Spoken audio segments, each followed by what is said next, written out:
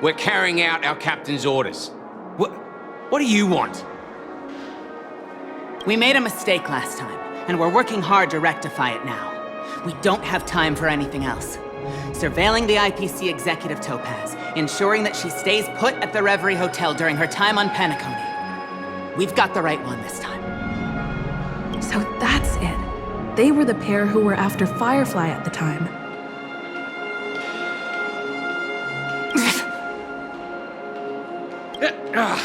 It's you again. Back for more trouble? We're not afraid of you this time. Well, spit it out. Stop bothering us if you've nothing important. So you know each other. Why do you keep running into people you've beaten up before?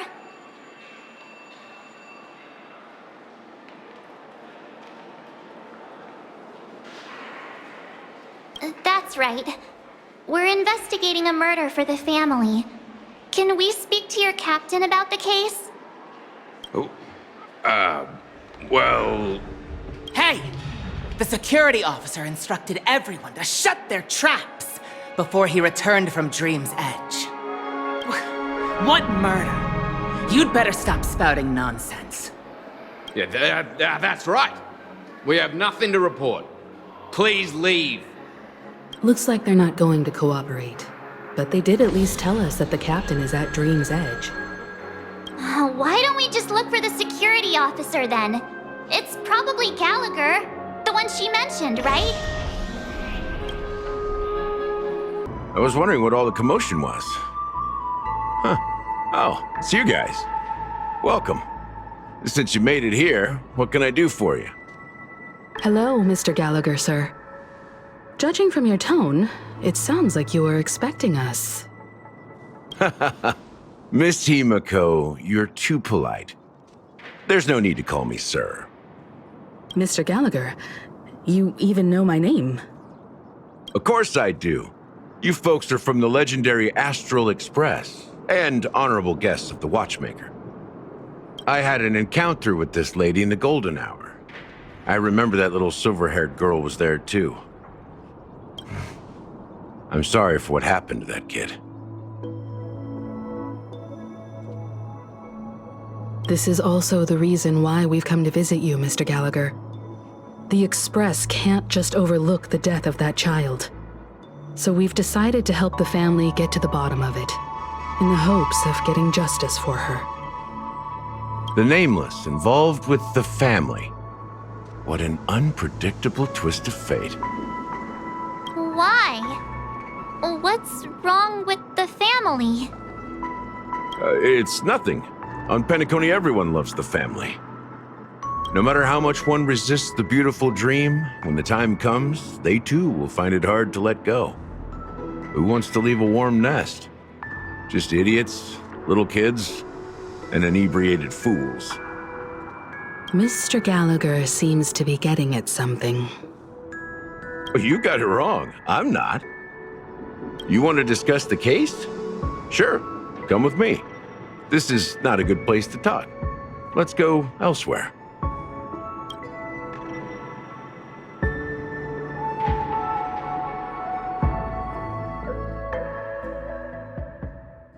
Even after that chilling tragedy, this dream is still running effortlessly.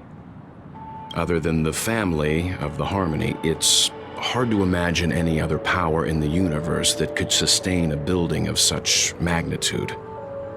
The family itself is a huge, perfect building, like a living idol. Each member of the family sees themselves as a piece of the divine puzzle, revolving around a singular core and a shared ideal. Under their command, they loyally fulfill their roles, offering themselves while also receiving sustenance in return. Interesting analogy. Perhaps that's why Penacony's beautiful dream has persisted for so long. But the human body has its limits, and so does the divine's. That doesn't sound like the kind of comment a Galaxy Ranger would make.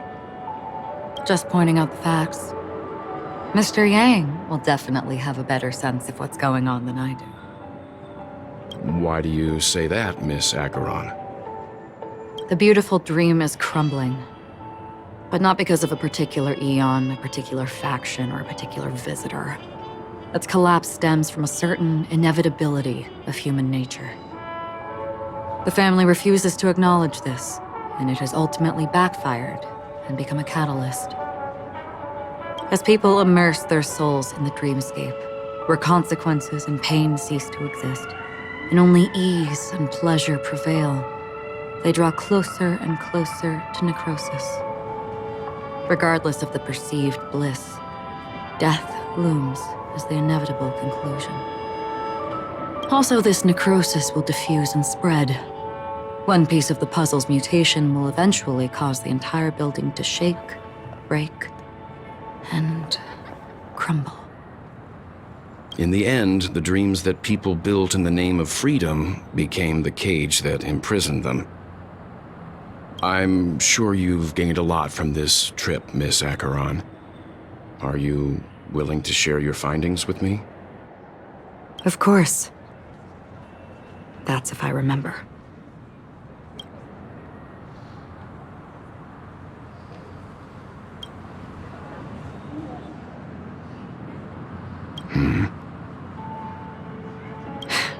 Don't mind me. It's just a habit. Owing to events in the past, I've become easily forgetful. It's only when this sword is unsheathed that those hazy memories start to become clearer. Take your time. That should do it. I vividly remember everything that occurred on Penacony. Ask away.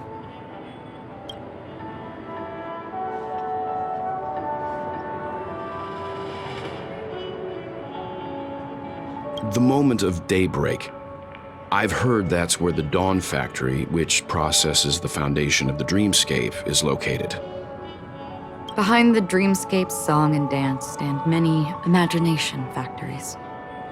Workers create all kinds of whimsical works day in and day out in their dreams. Then they return to reality and sleep on a narrow bed in a room. A far cry from luxury. They say it will suffice. Experiencing the bizarre and motley dreamscape is the best reward. There I encountered a young woman who had just come of age, the perfect time to indulge in beautiful dreams. Her greatest wish was to one day move to the golden hour and see the magnificent garments she had woven with her own hands. For certain reasons, her wish was difficult to fulfill. But I managed to bring her a garment. Gilded Hour.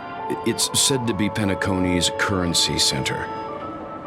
Yes, it is a fortress-like financial city, the economic heart of the dreamscape. The Pepeshi people of the Alfalfa family are there to keep it running, sending blood that is made from money everywhere on Penacony. Everyone there is exquisitely dressed and always in a hurry.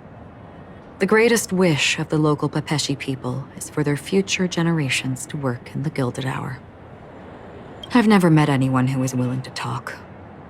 I could only stand at the crossroads, watching crowds of people hurrying like the wind through the jungle of steel, only to deposit the alfalfa credits that they'd earned into the bank's vault. I don't know if they would open the vault door, but before I left, I witnessed a well-dressed Pepeshi person plummet from the sky, while those around him continued on their way, unfazed. I hear the Blue Hour is very romantic. Do you have any tales to share? Perhaps Mr. Yang has heard. There is a large boat called the Eventide, anchored along the Sea of Dreams, where soft music and dancing persist endlessly every night. I ran into a wizened lady there. She was at the dock, waiting for her long-departed lover to return, waiting for countless hours within time that stood still. In the humid sea breeze, she spoke of her own youth.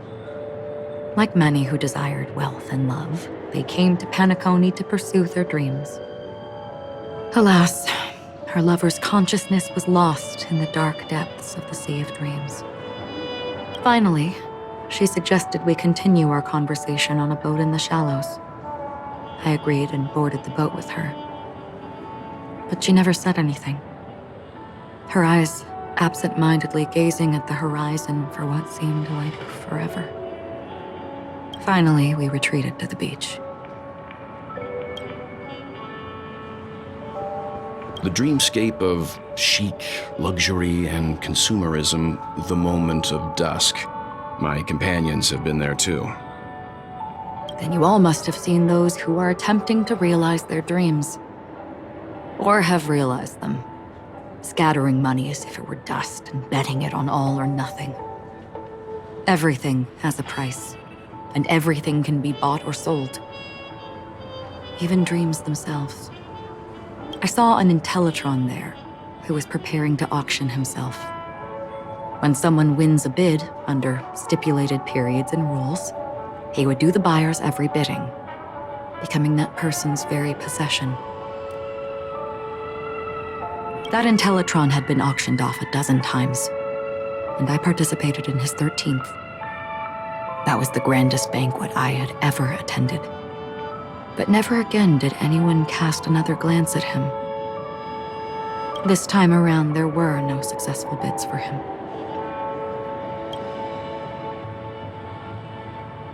This is what I've seen and heard along the way.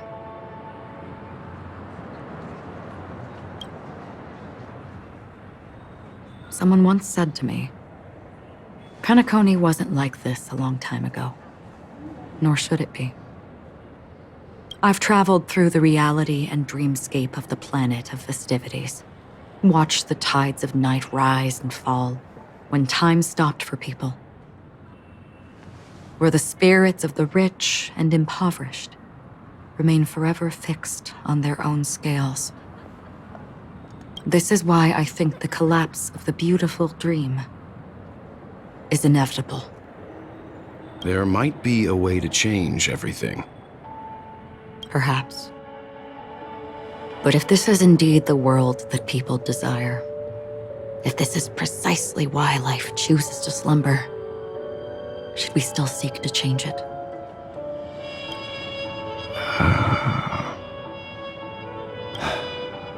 Miss Acheron, now it's my turn to share a story with you.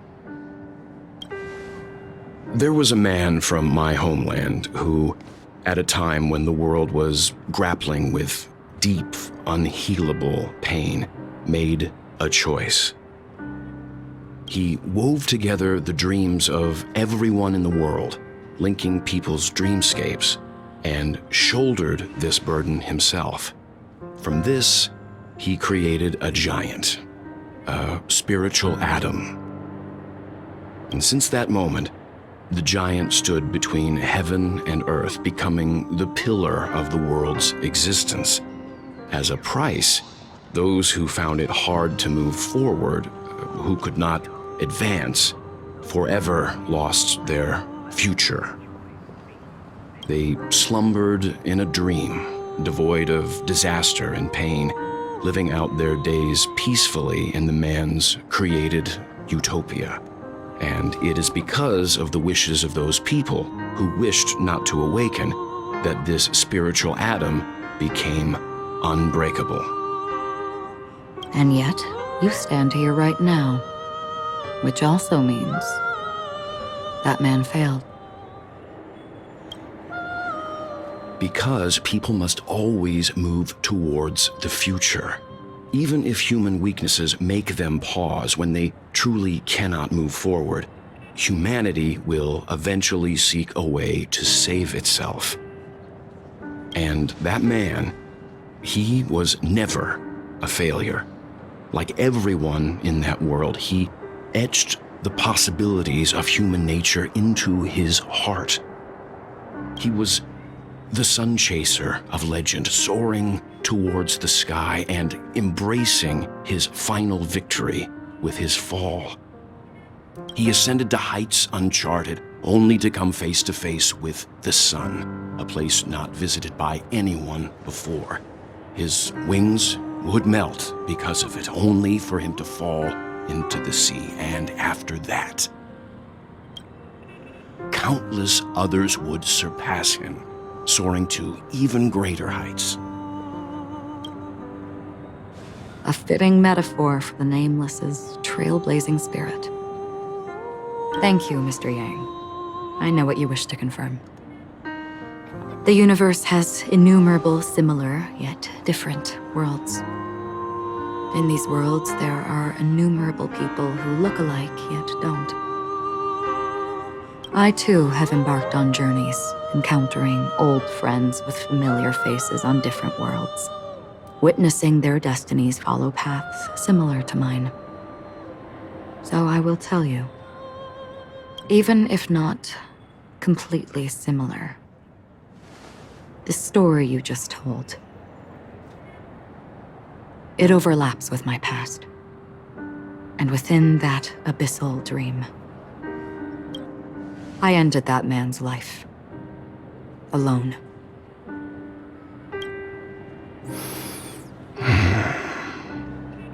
I am not who you think I am. Nor will my home be as fortunate as your world. I am sorry. It's fine. I don't mind, so long as I can alleviate your suspicions. There's something I still wish to know, Miss Acheron.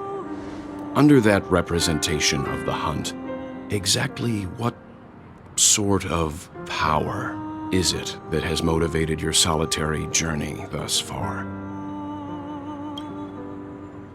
Mr. Yang, before answering that question, I wish to continue the previous topic. I like your analogy very much. Indeed, birds are born to fly. But in a distant past, their ancestors could only gaze at the sky in envy. They saw that faraway ray of light from above the heavens, piercing through the clouds and blanketing the earth.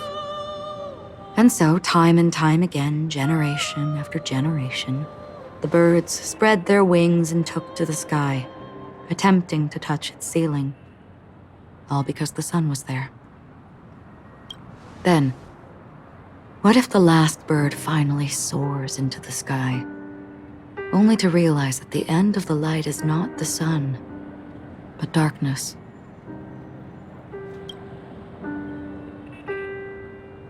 Then why, exactly, do we even walk towards the light?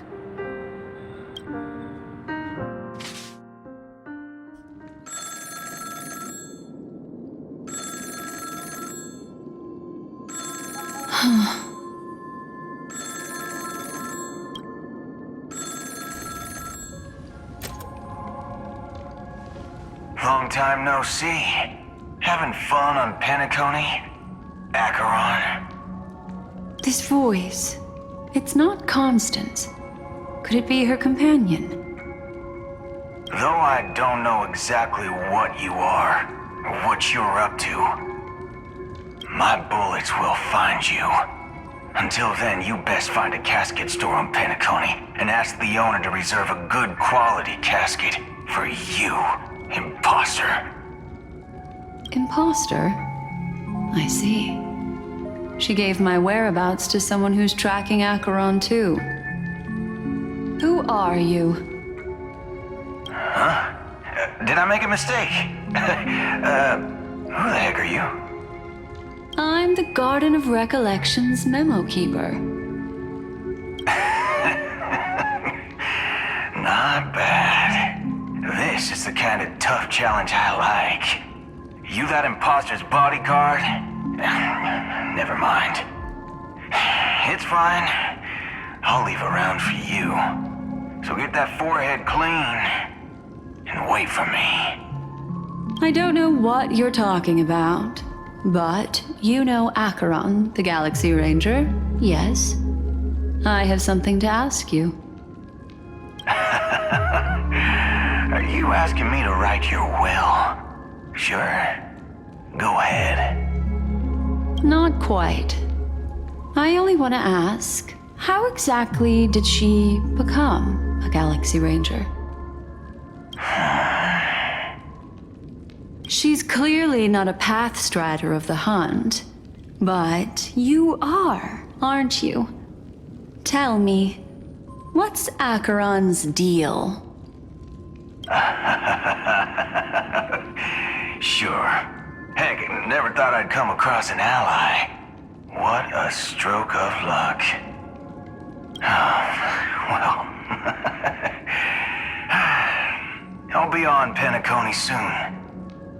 Memo Keeper, go buy a bottle of Donna's White Oak and warm it up, and I'll raise a glass to you. That lady's passed. Well, nobody knows. But if all you want is a simple answer, sure, you best get a chair and take a seat.